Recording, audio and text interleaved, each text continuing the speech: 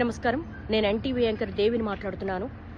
ఒక వార్తకు సంబంధించి నన్ను తెలంగాణ సిసిఎస్ పోలీసులు నిన్న నాకు కాల్ చేసి మాట్లాడుకుందాం రా అన్నారు.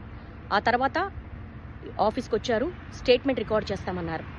ఆ రికార్డ్ చేసే ప్రతి ప్రశ్న 3 గంటల పాటు నాకెంత మెంటల్ హరాస్మెంట్ ఉన్నా, నాకు సంబంధించింది కాకపోయినా, కేవలం నేను చేసింది వార్తను చదివాను. అది నా వృత్తి ధర్మంలో భాగంగానే చదివాను. నాకు ప్రతిరోజు నేను వార్తలు చదవడమే నేను చేసే ఉద్యోగానికి నాకు శాలరీ వస్తుంది. కాబట్టి ఏ వార్త వచ్చినా ఆ వార్త నేను చదువుతాను. అందులో భాగంగా చేసిన నా వృత్తి ధర్మంలో వాళ్ళు నన్ను అడిగినప్పుడు ప్రతి ప్రశ్నకు నేను స్టూడియోలో ఎంటర్ అయిన దగ్గర నుంచి మినిట్ టు మినిట్ వాళ్ళకి ఆన్సర్ చేశాను. 3 గంటల పాటు నాకు ఎంత మెంటల్ హరాస్మెంట్ ఉన్నప్పటికీ కూడా చాలా పేషెన్సీగా ఇచ్చాను. అయినప్పటికీ మళ్ళీ నిన్న రాత్రి కాల్ చేశారు. నిన్న రాత్రి కాల్ చేసి మళ్ళీ ఈ రోజు పొద్దున మళ్ళీ స్టేట్మెంట్ రికార్డ్ చేయాలి, మళ్ళీ రమ్మన్నారు. నేను ఒక మహిళా జర్నలిస్ట్ని. నా ఇంటికి వచ్చారు, నా హస్బెండ్తో మాట్లాడారు.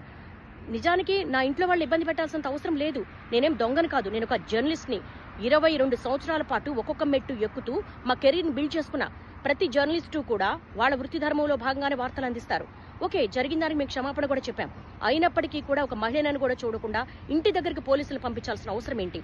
నా హస్బెండ్తో మాట్లాడాల్సినంత అవసరం ఏంటి? ఇవన్నీ కూడా ఎందుకు తెలంగాణ పోలీసులు ఇంత దాష్టికానికి పాల్పడుతున్నారు? ఒక మహిళా జర్నలిస్టు పట్ల నేను కూడా మహిళనే కదా. ఓకే, ఒక మహిళకి ఇబ్బంది జరిగింది అని మాట్లాడినప్పుడు నాకు మహిళనే, నాకు ఒక సెల్ఫ్ రెస్పెక్ట్ ఉంటుంది, నాకు ఒక కుటుంబం ఉంటుంది. నా కుటుంబంలో సంబంధించినంత వరకు కూడా వాళ్ళ సేఫ్ కూడా నేను చూసుకుంటాను. కానీ ఎందుకు ఇంత దాష్టికానికి పాల్పడుతున్నారు? ఇది చాలా అన్యాయము. ఇలా నన్ను రోడ్ల మీద పరిగెత్తించడం అనేది న్యాయం కాదు.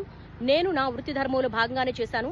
స్టేట్మెంట్ కూడా ఇచ్చాను, ఎక్కడికి పారిపోలేదు. కానీ తెలంగాణ పోలీసులు ఈ విధంగా సెర్చ్ చెయ్యడము, ఆఫీస్ దగ్గరికి రావడము, ఇంటి దగ్గరికి రావడం అనేది చాలా అన్యాయం. ఈ దాష్టికాన్ని ప్రతి ఒక్కరు ఖండించాల్సిన అవసరం ఉంది.